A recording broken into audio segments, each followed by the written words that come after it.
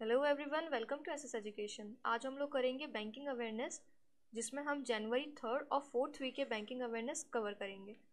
तो आज का लेक्चर स्टार्ट करते हैं।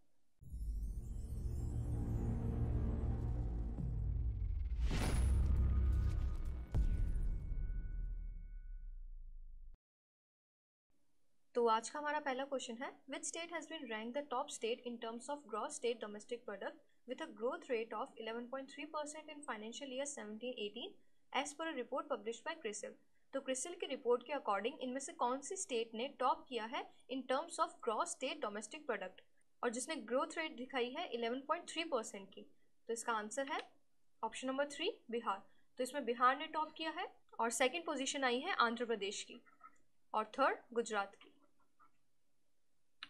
नेक्स्ट क्वेश्चन है, the union cabinet approved capital infusion of how much in export import bank of India through recapitalisation bonds to boost the banks capacity in export financing. तो union cabinet ने कितने rupees का capital infusion किया है Exim bank में through recapitalisation bonds. ठीक है, तो ये आप ध्यान रखना, ये रिकैपिटलाइजेशन बॉन्ड्स जो है इसके थ्रू गवर्नमेंट एग्जिम बैंक में कैपिटल इन्फ्यूजन करेगी। तो कितने का कैपिटल इन्फ्यूजन किया है?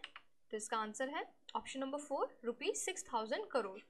अब इसमें 6,000 करोड़ में से जो 4,500 करोड़ है ये मार्च 2019 से पहले ही गवर्नमेंट ऑफ इंडिया डाल देगी। उसके अलावा जो बाकी के 1,500 है वो इसके बाद डालेंगी। और इसके अलावा आपको ध्यान होना चाहिए कि जो एग्जिम बैंक है इसका मेन काम है ओवरसीज इन्वेस्टमेंट, या फिर आप बोल सकते हैं कि जो भी क्रॉस बॉर्डर ट्रेड और इन्वेस्टमेंट होता है वो कौन करता है? Exim bank. और इसका हेडक्वार्टर है मुंबई में। Next question. What was the penalty imposed by Reserve Bank of India on Bank of Maharashtra for non-compliance of Know Your Customer guidelines and fraud classification norms? तो इनमें से कितने रुपीस की penalty जो है वो रिजर्व बैंक ऑफ इंडिया ने bank of Maharashtra पर लगाई है? तो इसका आंसर है ऑप्शन नंबर 2, ₹1 करोड़। तो ₹1 करोड़ की पेनल्टी लगाई है बैंक ऑफ महाराष्ट्र पर। नेक्स्ट है, RBI rationalized the overseas borrowing norms allowing a uniform borrowing limit of how many rupees a year across tenors in its new external commercial borrowings framework। देखो, अभी RBI ने नया external commercial boring framework जो है इसको release किया है। इसके अकॉर्डिंग अब जो ओवरसीज बोरिंग होगी वो सारे सेक्टर्स के लिए सेम होगी। ठीक है, तो जो लिमिट है वो RBI ने फिक्स कर दी है हर एक सेक्टर के लिए। तो ये लिमिट अब कितनी कर दी है? इसका आंसर है ऑप्शन नंबर 3, ₹750 मिलियन। तो ये इंपॉर्टेंट क्वेश्चन है, ध्यान रखना आप लोग। नेक्स्ट है, who was appointed as the independent director on the board of ICICI bank. तो ICICI बैंक के बोर्ड में इंडिपेंडेंट डायरेक्टर कौन अपॉइंट हुए हैं? तो वो अपॉइंट हुए हैं बी श्रीराम। बी श्रीराम आप जानते हो कौन है? ये IDBI बैंक और SBI बैंक दोनों के मैनेजिंग डायरेक्टर रह चुके हैं और अब ये इंडिपेंडेंट डायरेक्टर बने हैं ICICI बैंक के। और ICICI बैंक का हेडक्वार्टर कहाँ है? इसका हेडक्वार्टर है मुंबई में। इसके अलावा बी श्रीराम के अलावा एक और को इन्होंने इंडिपेंडेंट डायरेक्टर अपॉइंट किया है, उनका नाम है रामा बिजुपुरकर। ठीक है, ये और बी श्रीराम दोनों इंडिपेंडेंट डायरेक्टर अपॉइंट हुए हैं, तो दोनों के नाम आप ध्यान रखना। इसके अलावा ICICI बैंक जो है इसके चेयरमैन का नाम क्या है? इनके चेयरमैन का नाम है गिरीश चंद्र चतुर्वेदी। ध्यान रखना, ये ICICI बैंक के चेयरमैन है, CEO नहीं है। ICICI बैंक के CEO का नाम क्या है? इनके CEO का नाम है संदीप बख्शी। तो दोनों चीजों में कंफ्यूज मत होना, दोनों अलग चीजें हैं। Next question. India Ratings and Research has estimated that India's GDP growth to be what % in financial year 2019-20? तो इंडिया रेटिंग्स और रिसर्च ने इंडिया की GDP ग्रोथ जो है फाइनेंशियल ईयर 1920 के लिए वो कितनी फोरकास्ट करी है? तो इसका आंसर है ऑप्शन नंबर 3, 7.5%। नेक्स्ट है, HDFC standard life insurance has renamed its next है, HDFC standard life insurance has renamed itself to which of the following. तो HDFC स्टैंडर्ड लाइफ इंश्योरेंस जो है इसका नाम अब चेंज हो गया है। तो इसका नाम अब क्या हुआ है? इसका नाम हो गया है HDFC लाइफ इंश्योरेंस। ठीक है, इसमें सिर्फ स्टैंडर्ड जो है इसको आपको हटाना है, तो इसका नाम हो गया है HDFC लाइफ इंश्योरेंस। ये देखिए, यहाँ पर आप इमेज से भी देख सकते हैं, इससे ध्यान रखना।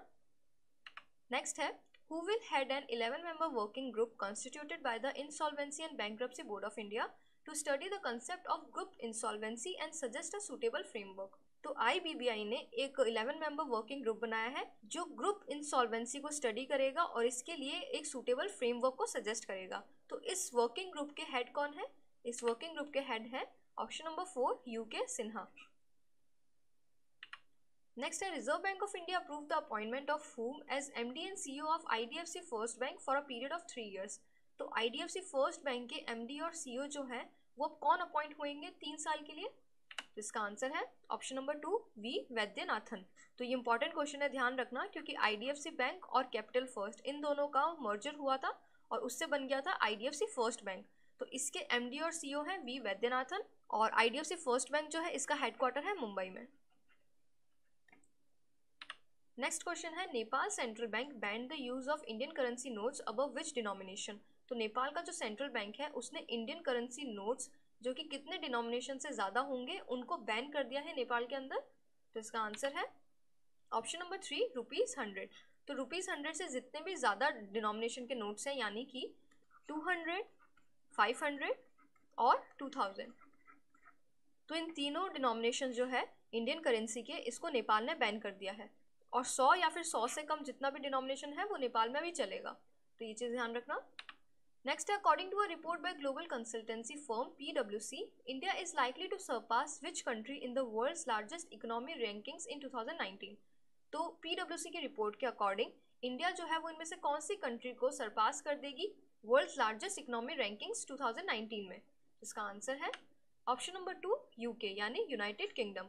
अब देखो इससे रिलेटेड कुछ इन्फॉर्मेशन है जो आपको ध्यान रखनी है। सबसे पहली चीज़ कि इंडिया जो है वो यूनाइटेड किंगडम को सरपास करके वर्ल्ड्स 5th लार्जेस्ट इकोनॉमी बन जाएगा। ठीक है, आपको पता होगा 2017 में इंडिया ने फ्रांस को सरपास किया था और वो वर्ल्ड 6th लार्जेस्ट इकोनॉमी बना था। ठीक है, तो इस टाइम इंडिया से ऊपर कौन था? UK। तो अब इंडिया UK को भी सरपास कर देगा और 5th लार्जेस्ट इकोनॉमी बन जाएगा और इंडिया के साथ साथ फ्रांस भी UK को सरपास कर देगा और फ्रांस बन जाएगा फिर से 6th लार्जेस्ट इकोनॉमी और UK आ जाएगा 7th पोजीशन पे। और वर्ल्ड की जो लार्जेस्ट इकोनॉमी है वो कौन है? वो है USA और सेकंड है चाइना। और इसके साथ इस कंसल्टेंसी फर्म ने ये भी बताया कि इंडिया की जो GDP ग्रोथ रेट होगी 2019 के लिए वो होगी 7.6%। तो ये सारी चीज़ें आप ध्यान रखना। इसके साथ इस फर्म ने एक और चीज़ बताई है, वो ये है कि इंडिया ने सरपास कर दिया है UK को to become 4th most attractive investment market for global CEOs as per PwC survey. ठीक है, तो इंडिया ने UK को ऑलरेडी सरपास कर दिया है और वो बन गया है 4th most attractive investment market. ठीक है, नेक्स्ट है which bank has initiated 2 quarterly surveys named services and infrastructure outlook survey and industrial outlook survey to examine the Indian manufacturing services and infrastructure sector and business situation for January to March 2019। तो इनमें से कौन से bank ने 2 quarterly Sarves किए हैं जिनका नाम है services and infrastructure outlook survey and industrial outlook survey? तो इसका नाम है option number 1 reserve bank of India. ठीक है, तो इन दोनों सर्वेस का नाम भी आप ध्यान रखना। नेक्स्ट है name the micro finance company that has received approval as RBI registered non banking financial company micro finance institution. तो इनमें से कौन सी माइक्रो फाइनेंस कंपनी है जिसको RBI ने अप्रूवल दे दिया है कि वो अब NBFC MIF की तरह काम कर सकती है?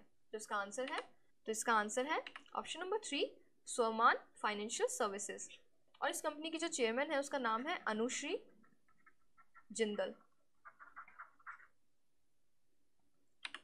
नेक्स्ट है which bank recommended unconditional cash transfer to farmers to alleviate the agrarian distress instead of universal basic income scheme in its ecowrap report? तो इनमें से कौन से बैंक ने यूनिवर्सल बेसिक स्कीम की जगह अनकंडीशनल कैश ट्रांसफर को रिकमेंड किया है फार्मर्स के लिए? तो इसका आंसर है ऑप्शन नंबर 2 SBI। तो स्टेट बैंक ऑफ इंडिया ने इसको रिकमेंड किया है। नेक्स्ट क्वेश्चन है United Nations release the world economic situation and prospects report which projected India's gross domestic product to grow at what % during 2019-20? तो United nation ने world economic situation and prospect report को release किया था जिसमें उसने India का जो gross domestic product यानी कि GDP ग्रोथ है वो कितने % की प्रोजेक्ट करी है? तो इसका आंसर है ऑप्शन नंबर 3 7.6%। देखो ये जो है ये 2019-20 की है, 2018-19 के लिए इन्होंने प्रोजेक्ट करी है 7.4%। तो ये दोनों चीज़ें ध्यान रखना आप लोग। तो एग्जाम में आपसे कुछ भी पूछे आप कंफ्यूज मत होना। 18-19 के लिए है 7.4%, 19-20 के लिए है 7.6%। नेक्स्ट है which insurance company has overtaken life insurance corporation of India to the best track record in terms of claims in settlement for individual deaths in financial year 18 as per IRDAI's annual report 2017-18। तो इनमें से कौन सी insurance company ने LIC को replace कर दिया है, क्योंकि जो फाइनेंशियल ईयर में इंडिविजुअल डेथ्स हुई थी उसका सबसे बेस्ट जो क्लेम सेटलमेंट था वो इस कंपनी ने किया था। तो इसका आंसर है option number 4 max life insurance. तो ये इंपॉर्टेंट रहेगा उन सभी स्टूडेंट्स के लिए जो कि NIACL AO का एग्जाम अभी देंगे मेंस, तो ये न्यूज़ आप ध्यान रखना। नेक्स्ट है who will replace Rana Kapoor as Yes Bank MD and CEO। तो येस बैंक के MD CEO जो पहले थे राणा कपूर, उनको अब किन्होंने रिप्लेस कर दिया है, तो इनका नाम है option number 1 Ravneet Gill, most important. और येस बैंक जो है इसकी आप टैगलाइन ध्यान रखना, इसकी टैगलाइन है एक्सपीरियंस आर एक्सपर्टाइज, और इसका हेडक्वार्टर है मुंबई महाराष्ट्र के अंदर। नेक्स्ट है India's gross domestic product is poised to grow by what percent in 2019-20 fiscal and 7.7% in 2020-21 as per the World Economic Outlook update released by IMF। तो IMF ने वर्ल्ड इकोनॉमिक आउटलुक का अपडेट रिलीज किया है जिसमें उसने बताया है कि इंडिया का जो GDP ग्रोथ है वो 2019-20 में कितना परसेंट रहेगा और 2020-21 में कितना रहेगा 7.7%। तो 19-20 के लिए ये रहेगा 7.5%। तो ये दोनों फिगर्स आपको ध्यान रखने हैं, 19-20 का और 20-21 का। और वर्ल्ड इकोनॉमिक आउटलुक जो रिपोर्ट होती है वो किसकी होती है, IMF की, ये भी ध्यान रखना। नेक्स्ट है name the Indian company that was accredited as the fastest growing brand in the IT services sector over the past decade by brand finance. तो इनमें से कौन सी इंडियन कंपनी है जो कि फास्टेस्ट ग्रोइंग ब्रांड बनी है IT सर्विसेज सेक्टर के अंदर, तो इसका आंसर है option number 4 TCS, Tata consultancy services. Next है which life insurance firm bought 9% stake in CSC e-governance services India limited. तो इनमें से कौन सी लाइफ इंश्योरेंस फर्म ने 9% स्टेक जो है वो खरीद लिया है CSC e-governance services India limited के अंदर, तो इसका आंसर है option number 3 India first life insurance company limited. तो ये भी इंपॉर्टेंट रहेगा NIACL वाले स्टूडेंट्स के लिए जो कि NIACL AO का एग्जाम देंगे। नेक्स्ट है who was appointed the part time chairman of federal bank. तो फेडरल बैंक के पार्ट टाइम चेयरमैन किनको अपॉइंट किया गया है, तो ये अपॉइंट हुए हैं ऑप्शन नंबर 2 दिलीप सदरंगनी। और जो फेडरल बैंक है इसका हेडक्वार्टर आपको ध्यान रखना है, इसका हेडक्वार्टर है एल्यूवा केरला में। तो ये थे आज के कुछ क्वेश्चंस। आई होप आपको आज का लेक्चर पसंद आया होगा। अगर अच्छा लगा हो तो please hit the like button and also subscribe to my channel. आज के लिए इतना ही। Thank you so much for watching.